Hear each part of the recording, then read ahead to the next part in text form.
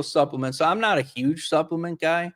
The first thing I recommend is like a complex B vitamin. I don't have any specific brand that I promote, but there's some evidence that androgens can increase your homocysteine levels. So B12 can help with that.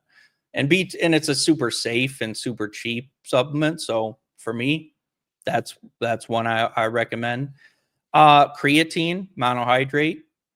It's effective, maybe even latest evidence, it might even improve your cognitive function if you use higher than 5 grams a day. I think at 10, maybe even higher than that. That's one of those things. Is it going to change your life if you start taking creatine? No, but beneficial, effective, I think.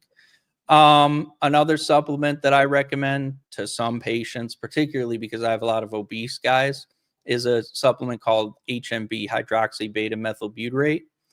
And it's a supplement that reduces muscle protein breakdown while they're in a calorie deficit, which they usually are. So sometimes I'll recommend that.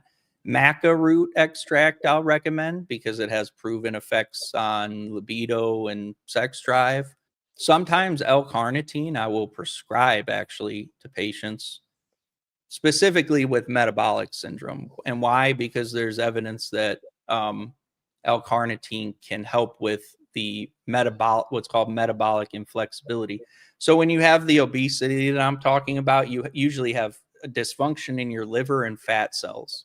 They develop metabolic inflexibility, which means they can't efficiently switch from burning sugar to burning fatty acids. It also happens in your testes, by the way, which is a huge problem because if you can't burn fatty acids, you can't make testosterone.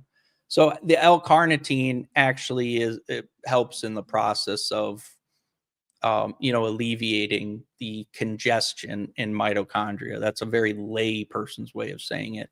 And the patients that benefit the most, I think, are the ones with very high C-reactive protein levels. Mm-hmm. So if you search L-carnitine, C-reactive protein metabolic syndrome, there's a few studies showing L-carnitine can help with that. But that's, as far as supplements go, that's pretty much it. And everything's cheap. And I don't sell any of those things directly. Mm-hmm. So beyond that, not many supplements that I would recommend. You asked me about peptides. So there are some patients that are interested in peptides. And I do sometimes use tesamorelin. It's been a while since I've used it. But tesamorelin does reduce your visceral fat. So, and probably faster than testosterone does. There's some questions about how durable the effect of tesamorelin is. Like, for example, if you go off of it, do you regain what you lost? Mm-hmm. Some studies seem to suggest that. But that's as far as like ancillaries. And then obviously I use a lot of semaglutide, tirzepatide. I use that like crazy. But that's not a supplement. That would just be another drug. Yeah. Cialis we use Cialis is virtually a supplement now. I live a lot of times in Latin America, and you can just go buy Cialis over the counter. So if you consider Cialis a supplement, low dose Cialis is also very common, popular. So that's 5 milligram Tadalafil daily. Yep. Very safe, beneficial, not only just for your erectile. Let's start with erectile function. It's very good because even if you have mild erectile dysfunction, it's very important not to ignore that, because the penile tissue, again, to put things in lay terms, I'm going to say it's a muscle. It's not a muscle, but if you just ignore it, it tends to get worse. So if you don't have strong erections regularly and you go that way for a long time, you can actually worsen the dysfunction. So I think it's important to treat early. And the other thing is Cialis has other benefits. There's ergogenic benefits, meaning it can increase hyperemia to your skeletal muscle while you're working out. So that may have anabolic benefits. It has mitochondrial effects. So there's some evidence that that it has certain anti-aging properties, things like that. So, and it's very safe. Very few people have side effects from low dose Cialis. And I mean, I don't put everybody on it, but if they even say they have a minor degree of ED, I think it's pretty slam dunk, especially now that it's so cheap too.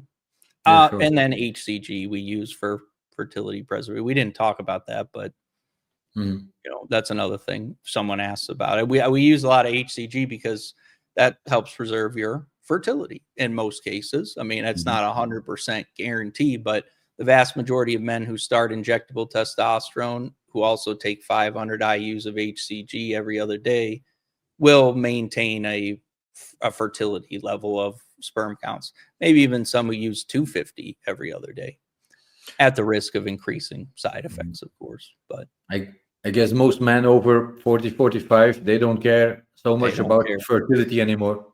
They don't care about their fertility, but you know what some of them do care about is their testicular volume. So they don't like the fact that they get atrophy on the testosterone, or put in lay terms, their balls shrink. So for those guys, yeah, I'll still give them HCG, like if it's really important to them. But most people don't care, you know. You know, but we all care about different things, you know. Yeah. I always mess with my guy. I mean, are they really that smaller than they used to be? Yeah.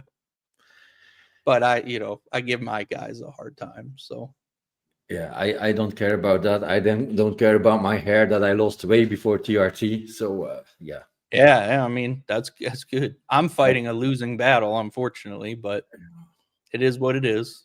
I A lot care of guys about look good bald. You're one of the guys that looks. You have a good face for baldness. I think if I was bald, I'd look like a creature from the Black Lagoon. But there are guys that can pull it off good. So you're one of them, maybe. So that's good.